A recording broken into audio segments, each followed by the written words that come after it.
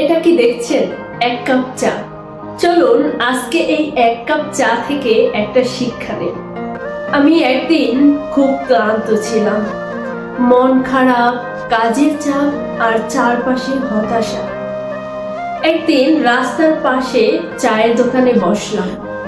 চাওয়ালা আমাকে এক কাপ গরম চা দিয়ে বলল, ধীরে ধীরে খাও, তাড়াহুড়ো করে গরম চা খেলে জিভ পুড়ে যাবে।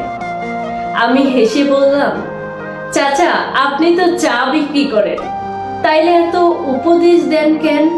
উনি হাসলেন, তারপর শান্তভাবে বললেন, চা আর জীবন একই রকম বাবা। গরম অবস্থায় বেশি তাড়াহুড়ো করলে পুড়ে যায়, আর বেশি ঠান্ডা হয়ে গেলে স্বাদ হারিয়ে যায়। তাই জীবনে ধৈর্য ধরতে শেখো, সময়ের ব্যবধানে সবকিছুই ঠিক হয়ে যায়।